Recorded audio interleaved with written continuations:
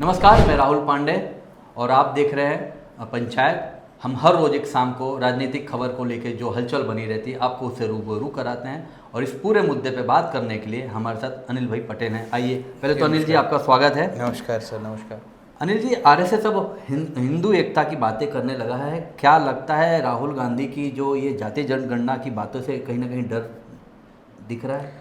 देखिए राहुल, आपको ये बात समझनी पड़ेगी कि राहुल गांधी ने लोकसभा चुनाव में जो जातिगत जनगणना है उसका मुद्दा लेकर बीजेपी को बहुमत नहीं आने दिया। वो बात 100% माननी पड़ेगी, क्योंकि परिणाम वो चीज़ बताते हैं। ठीक है, जो बीजेपी 400 की बातें करती थी, 400 पार की बातें करती थी, और वही बीजेपी जो कहती थी कि अब तो हम जीत जाएंगे और हमको आरएसएस की ज़रूरत नहीं है, वो बीजेपी 240 पर आकर अटक गई। अगर वो समझो 300 पार या 400 पार आती तो क्या होता? आप समझ कल्पना करिए क्या होता। वो होता लेटरल एंट्री होती, कोई बोलने वाला नहीं होता।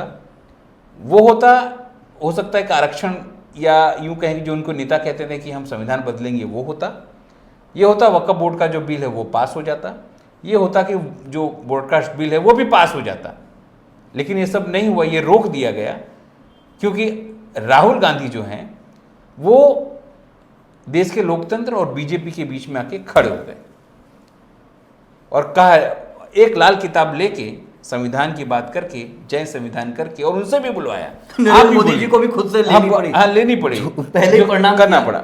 मतलब राहुल गांधी देश और आरएसएस बीजेपी के बीच में आके खड़े हो गए और उन्होंने अपना मुद्दा बनाया। बीजेपी में आज स्थिति यह है कि राहुल गांधी क्या कर रहे हैं उस पर सबकी नजर।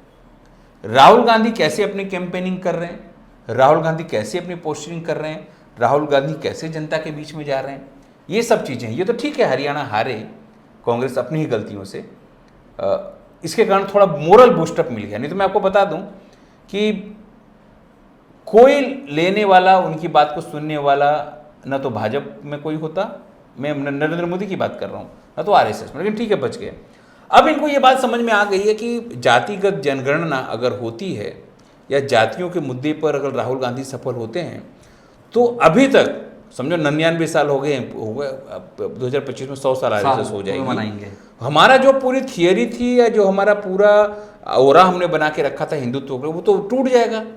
अगर वो टूट गया तो आगामी 100 साल तक बीजेपी कभी सत्ता में आएगी नहीं। उसको उसी नैरेटिव पर सेट होना पड़ेगा। आपको पता होगा केरला में जब आरएसएस की बैठक हुई थी दिसंबर में, तो वो लोग भी जनगणना की बात करने लगे थे कि जनगणना तो ठीक है लेकिन उसका राजनीतिक इस्तेमाल नहीं होना चाहिए। अब देखिए बीजेपी करता क्या है। बीजेपी आपको हमको सिखाता है हिंदुत्व, सनातनी हिंदुत्व, राष्ट्रवाद, फलाना ढीकना। लेकिन जब उसको वोट लेना होगा, या यूं कहें कि जब उसको टिकट देनी होगी, तब वो जातियों के हिसाब से टिकट देता है। ऐसे तो बोलेंगे हम एक है, गरीब एक जाति होती है, युवा एक जाति होती है, महिला एक जाति होती है, ये सब होती है। लेकिन जब उनको गिनाना होगा, रतन शारदा ने आज ही लिखा है, जब उनको गिनाना होगा तो वो क्या कहेंगे, हमने तो राष्ट्रपति एसटी दिया है। क्या दिया है? एसटी हमारा राष्ट्रपति है। ओबीसी हमारा पीएम है। क्या बोलेगा? ओबीसी हमारे पीएम है, यही बोलेंगे ना। लेकिन कोई ये बोलेगा कि भैया आरएसएस का संचालक ब्राह्मण ही क्यों है, एका दिक्का दुक्का को छोड़ देते हो, क्यों आप एसटी नहीं बना रहे हो, क्यों एसटी नहीं बना रहे हो? कि आपके इतनी बड़ी संगठन आपके पास है, उसमें कोई आपको योग्य एसटी एससी नहीं मिल रहा है, ओबीसी नहीं मिल रहा है आपको, क्यों? लाइन देख लो, एक या दो लोगों को छोड़िए आप, तो ब्राह्मण ही है, और वो भी नागपुर के ब्राह्मण, गुजरात के ब्राह्मण नहीं चाहिए उनको।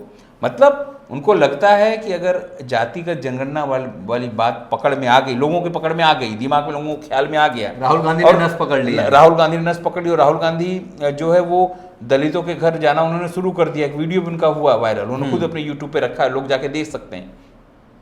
इनको समझ में आ गया कि अगर दलित, एसटी, एससी, ओबीसी छिटकते हैं तो हमारे हिंदुत्व की हवा निकल जाएगी और 100 साल की जो हमने मेहनत की इतनी सारी, वो जीरो हो जाएगी। तो क्या, तो हमको नागपुर शायद खाली करना पड़े, क्योंकि सरकार बदल जाएगी, केंद्र में भी बदल जाएगी और महाराष्ट्र में भी बदल जाएगी। कौन पूछेगा आपको?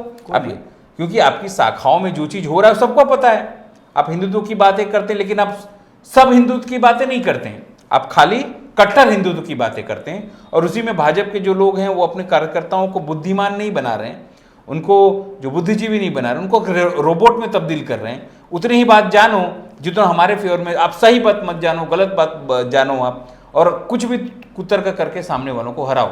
वो चीज़ें तो हमको पता है कैसे काम करती हैं। इसलिए नरेंद्र मोदी हूँ, इसे देखिए कल नरेंद्र मोदी ने जब ये बात कही कि नक्सल अर्बन घुमा रहे हैं, तो तुरंत ही मल्लिकार्जुन खड़गे ने कहा कि आप आतंकवादी। क्यों कहा उसने आतंकवादी? उनको पता है कि अब फ्रंट फुट पर आकर कांग्रेस खेलेगी, अब वो दबेगे नहीं आपसे कि आप संकेतों में कुछ भी बोलेंगे और सुनेंगे। अब उन्हीं की भाषा में, उन्हीं की भाषा में आप सुनिए। जब इन्होंने कहा कल क्या कहा, कल दशहरे की मीटिंग में, दशहरे की सभा में क्या कहा मोहन भागवत, यही कहा ना, जो मजबूत होता है उसकी पूजा होती है, ठीक है, लेकिन वो हिंदुत्व में होती है सर। ईसाइयत में तो जो क्रूस पे चढ़ गया उसकी पूजा होती है, या इस्लाम में यूं कहें कि जो जिस व्यक्ति ने बलिदान दिया उसकी पूजा होती है। सही बात है भाई, आपका वो तर्क है, आपका वो तर्क है कि भाई मोहब्बत की दुकान की पूजा मत करो, लड़ो जीतो और कैसे भी मारो काटो और मजबूत हो।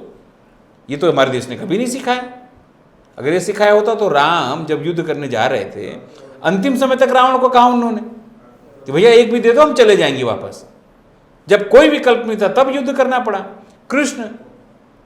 कृष्ण का जय क्या कहा, एक गांव दे, 5 गांव दे दो खाली, हम चले जाएंगे। ये सब क्या है? जाते तुरंत ही, कृष्ण तो भगवान थे, चाहते तो तुरंत ही दुर्योधन को वहीं खत्म कर देते, युद्ध से बचा जा सकता था, लेकिन वो चांस देते थे। चांस दिया उन्होंने आपको, और आप कह रहे हैं कि जो मजबूत होगा उसी की पूजा होती है। हमारा जो देश है, देखो जब नरेंद्र मोदी जाएंगे कहीं भी देश में तो क्या बोलेंगे, हम गांधी और बुद्ध के धरती पर से आते हैं। क्या बोलेंगे? गांधी और आपका सर संचालक सिखा रहा है कि मजबूत हो, ये जो मजबूत होगा वही पूजा होगा। तो फिर गलत बोल रहे हो। तो आपको नाथूराम गोडसे की पूजा करनी चाहिए कि उसने तो गांधी जी के अहिंसा को, विचारधारा को माना या नहीं, वो मार दिया। मतलब आप जो हैं, आप लोगों को उसी ट्रैक पर लाना चाह रहे हैं, और बात बोलेंगे कि कथनी करने में बहुत अंतर है, कहते बिल्कुल। देखो आपको बता दूं, एक समय मैं भी शाखा में जाता था, नमस्ते सदा वत्सले जाता था सर, लेकिन जब बोलते हैं, जब धीरे धीरे आप लोगों को समझने का प्रयत्न करेंगे तब समझ में आ रहा है ये तो आपको रोबोट बना रहे हैं। दूसरा कुछ मानिए मत, सुनिए ही मत। अगर आप मस्जिद से बाहर निकलिए तो 2 गालियां दीजिए। आप ये सिखा रहे हैं, आप लोगों को एक करना, आप लोगों को बोल रहे हिंदू बनिए, लेकिन जब जातिगत झंडा के हिसाब से उनको लाभ देने की बात है वो आप नहीं करते हैं। नहीं, आप चुप रहे हैं। आप सवाल उठाएंगे तो आप बटेंगे। क्या बोलेंगे आपको? आप सवाल मत उठाइए, बटेंगे तो कटेंगे भी। जैसे इस तरह मतलब बात वही है भैया, बटेंगे कटेंगे। यहाँ देश है सर, आप किसको बटेंगे कटेंगे बात कर रहे हो, या बटेंगे तो ये हो जाएंगे, किसको बात कर रहे हो आप? इस देश में क्या माइनॉरिटी को आप इस देश का हिस्सा नहीं मानते हैं? ST SC को, OBC को आपका देश का हिस्सा नहीं मानते हैं? खाली कुछ चंद लोगों को आप हिस्सा मानते हैं जो सत्ता में रहे। मतलब ये लोग डरा रहे हैं, समझा रहे हैं, मुझे नहीं समझ। इसलिए ये लोग हिंदुत्व की लाइन पे, उनको पता चल गया अगर हम जाएंगे क्या बोलते हैं जातिगत झंडा के, तो हम तो छितर जाएंगे, खत्म हो जाएंगे। लोगों को अगर हम भी वही बात करने लगेंगे कि सब आइए मिलके साथ रहें, वसुधैव कुटुंबकम की बात करने लगेंगे तो काम खत्म। वसुधैव कुटुंबकम नहीं, सिर्फ हिंदुत्व कुटुंब, वो भी कट्टर हिंदुत्व कुटुंबकम, ऐसी बात है इन लोगों की। अनिल जी, नागपुर में RSS की बैठक होने जा रही है, उसमें क्या संभावना होने की है? देखिए नागपुर में हर 3-4 महीने पे बैठक होती है। ये जो बैठक होने वाली है ये नरेंद्र मोदी के लिए भी इतना ही महत्वपूर्ण है जितना RSS के लिए। RSS के 40 संगठन हैं अलग अलग। आप मजदूर संघ देखिए, किसान संघ देखिए, स्वदेशी जागरण मंच देखिए, आदिवासियों के लिए काम करने वाली संस्थाएं हैं, महिलाओं के लिए काम करने वाली संस्थाएं हैं, अनेकों बहुतेरे संस्थाएं, एजुकेशन में काम करने वाली संस्थाएं। ये 40 संस्था अभी तक नरेंद्र मोदी से त्रस्त थी। जब अब पूछो, जब ये कहा गया RSS की तरफ से कि आप मंदिर के लिए आप मंदिर के लिए जो देश के संसद के अंदर कायदा बना दीजिए, नरेंद्र मोदी नहीं माना, बोला नहीं बनाएंगे कायदा, कोर्ट में करने, और 1 साल लेट किया। भैया आपको अगर आप साबित कैसे करेंगे कि ये सरकार ने बनाया है? हाँ, कुछ मूर्ख लोग, कुछ गोबर भक्त ये कह सकते हैं कि नरेंद्र मोदी ने बनाया, लेकिन भैया उन्होंने तो कायदे से बनाया ना, ये सुप्रीम कोर्ट के आदेश से बना, तो मना कर दिया था उन्होंने मना कर दिया था। दूसरा, मजदूर संघ जो है उसने बोला कि भैया आप मजदूरों के लिए कैसे ऐसे कायदे बने, लेकिन आपने जो कायदे बनाए बहुत भयंकर कायदे बनाए हैं, आपके मित्रों को फायदे कराने के लिए आपने कायदे बनाए। स्वदेशी जागरण मंच क्या कहता था कि भाई आप यहाँ सब कुछ डेवलप करिए। इन्होंने बोला नहीं, 100% FDI, विदेश से पैसा लाओ, मजा करो। इसलिए तो जब 2014 में 59 लाख करोड़ का देवा, मतलब जो ऋण है वो, और अब 205 करोड़ लाख का देवा, मतलब उधार में घी पीजिए और मजे करिए। जो लोग नाराज थे, जो संगठन नरेंद्र मोदी से नाराज थे, अब मोहन भागवत चाहते हैं। मैं इसी बात पे नहीं बता रहा हूं, अभी देखिए किसानों के मुद्दे पर क्या बोला। इतना सारा किसान हुआ, RSS चाहता था, उसका किसान संगठन चाहता था कि आप उनसे बैठकर बात करिए, उनको समझाइए, लेकिन नरेंद्र मोदी कभी नहीं बैठे। उनका बस हमने पास कर दिया, अब माने किसान, इसलिए 1 साल तक वो चला। और पीछे आपको खींचना पड़ा चुनाव को, डर ध्यान में। आज भी पंजाब में आप 0 हैं, पंजाब में कोई नहीं पूछता। हरियाणा बेशक आप जीत चुके हैं। इसी में एक सवाल है अनिल जी, जो RSS अभी मोदी से नाराज चल रहा था, लेकिन हरियाणा की जीत में अब कहीं ना कहीं मोदी के पीछे आके खड़ा हो गया। देखिए क्यों खड़ा हो गया, उनको लगने लगा कि ये आदमी जो है वो खेल पलट सकता है। लेकिन आप याद रखिए कि देखो किस तरह से प्रचार हो रहा है अब RSS के लोगों के माध्यम से, कि हमारा प्रचारक जो है वो कुछ नहीं चाहता, वो आता है, चुनाव जिताता है और वापस चला जाता है। वो किसके लिए कहा जा रहा है पता है आपको? अरुण कुमार जी के लिए। अरुण कुमार हैं संघ में, लेकिन वो नरेंद्र मोदी के बेहद करीब एकदम, ठीक है। और इसलिए कहा जा रहा है कि RSS ने गुप्त बैठकें की, 16,000 से ज़्यादा छोटी छोटी सभाएं की और लोगों को कन्विंस किया। ये सब बातें, ये सब वाहियात बातें, ऐसा कुछ नहीं है। अगर ये विपक्ष में होते, मैं आपको बता दूं, क्या केंद्र में इनकी सरकार नहीं होती, बीजेपी में, तो क्या वो RSS का आदमी आता, टोपी पहन के आता, चड्डी पहन के आता, सफेद शर्ट पहन के आता, जूता पहन के आता, बेल्ट पहन के आता, क्या वो जिता देता? नहीं जिता पाता ना। ये सब बातें हैं उनके। क्यों उनको वहाँ जो अध्यक्ष बना दिया जाए ताकि वो कंट्रोल में रहे पार्टी, इसलिए ये सब चीजें फैलाई जा रही हैं। अब जो मूल प्रश्न आपका कि क्या उनके पीछे, बिल्कुल आके खड़ा हो, उनको पता चल गया कि आदमी जिता सकता है, कल उठ के हमारे यहाँ ईडी की रेड हो सकती है, और नहीं जिताएंगे तो क्या, नहीं जिताएंगे तो राहुल गांधी हैं। और इस बार अगर सरकार बनती है तो ये समझ लीजिए जितने स्कैम इन्होंने भर्ती में किए हैं, जितने स्कैम इन्होंने पेपर लीक में किए हैं, जितने गलत तरीके से VC बैठे हैं, जितने गलत तरीके से इन्होंने सरकार के टेंडर लिए हैं, वो सब खुलेंगे, सब खुलेंगे। और शायद हो सकता है इस बार अगर सरकार खुदा न खास्ता बदल जाए, बीच में बदल जाए, तो सब जेल में जाएंगे। ये बात लिख लीजिए। कांग्रेस के बहुत सारे लोगों से मैं बात करता रहता हूँ, वो कहते हैं इस बार जो नरेंद्र मोदी ने 10 साल में 12 साल में हमको सिखाया है, तो स्वाभाविक वही तो आपके सामने भी आएगा। जो आप बोए वही काटोगे। इसलिए संघों को लगता है कि अगर खुल के कुछ होता है, गड़बड़ी होती है, गड़बड़ी होगी तो नागपुर हमको बंद कर देना पड़ेगा, तब हमको झंडे वाला दिल्ली चले जाना पड़ेगा। उनको तो 100 साल मनाना है सर अभी। हाँ, इसलिए उनको लग रहा है। अभी इन्होंने, जब बीच में को पता हो तो बहुत कड़वी चीजें बोलते थे नरेंद्र मोदी के लिए कि भैया भगवान नहीं है, लोगों को नक्की करने दीजिए, आप जो है प्रतिस्पर्धी समझिए, लोगों को दुश्मन मत समझिए, गाली गलौज मत करिए, सब लोग अपने ही देश की संतान है, अच्छी अच्छी बातें कर रहा था। हिंदुत्व पे आ गए, उनको पता है मूल एजेंडे पे आ जाओ, ऐसे हम जीतेंगे नहीं। राजनीति मूल में है, सत्ता मूल में है, इसलिए उनको पीछे आके होने के खड़ा होना पड़ रहा है। अनिल जी, मोहन भागवत ने इजराइल और हमास युद्ध की चर्चा करके क्या मोदी को चेताया? देखो क्यों चेताया है, वो बहुत महत्वपूर्ण सवाल आपने पूछा। आपको लगेगा कि उन्होंने दशहरे पर क्या छेड़ दिया राग, आप बोलते दशहरा की बात बोलते, अपने देश की बात बोलते, इसलिए चेताया। उनको पता है कि अगर वो दोनों होता है, इराक भी उसमें शामिल होता है, ईरान इराक और गल्फ कंट्री में होता है, तो आज भी बोलते हैं ना 4.5 मिलियन जो टन बैरल है वो तेल हम आयात करते हैं। 98% तेल हम लोग आयाती देश हैं, चाहे वो आप ईरान से लीजिए, दुबई से या गल्फ कंट्री से लीजिए, या तो आप रसिया से लीजिए, उसके अलावा आपका कोई विकल्प रास्ता नहीं है। आपने क्या किया, रशिया से जब प्रतिबंध था, यूरोपीय कंट्री ने लगाया, तो आपने रसिया से 30% कम में तेल लिया, उसको रिफाइन किया और यूरोपीय कंट्री में बेच दिया।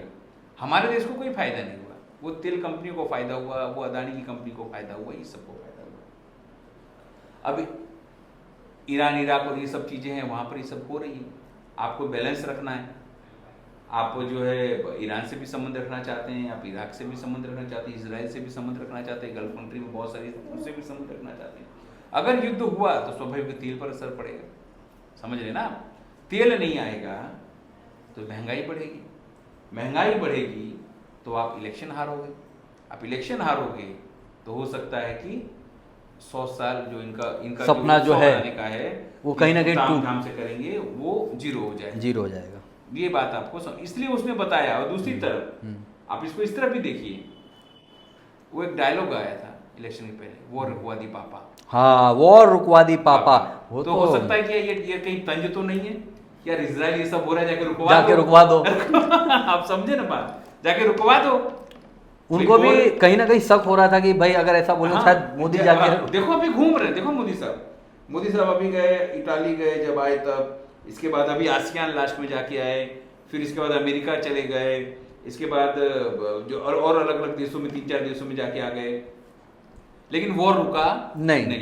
वो यूक्रेन, मणिपुर का तो सर रुक ही नहीं रहा है। तो यूक्रेन गए थे, बराबर, यूक्रेन गए थे, और तब रसिया को पता चला कि वहां पे ये पता नहीं क्या करके आए, तो रसिया ने तुरंत ही फोन किया, भाई ये क्या करके आए? तो बोला अरे सर 1 मिनट रुको, मैं अपने देसी जवान उनको भेजता हूँ। अजीत डोभाल देसी जब पहुंचे, हाँ वो वायरल हुआ था, चेयर पे एकदम ऐसे आधी कुर्सी में, ऐसे कुर्सी पे बैठे हुए हैं, और उसको समझा रहे थे कि भैया जो आप सोच रहे हो सब कुछ करके आए नहीं है, हम तो हमारे साथ तो नोबेल के लिए ट्राई कर रहे हैं, तुम लोग रोको तो कहीं नोबेल पुरस्कार मिल जाए।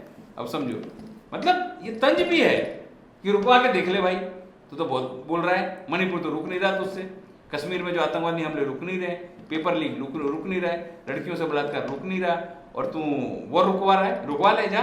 ये बात भी हो सकती है। अब दोनों बोलते हैं, जैसे हम बोलते हैं कि भाई गिलास आधा खा लिया तो आधा भरा भी है, तो हो सकता है इसको इस नजरिए से भी देख रहे हैं कि वो रुकवा दो पापा, अब पापा से रुके तब तो ये देश में नहीं टिक रहे हैं।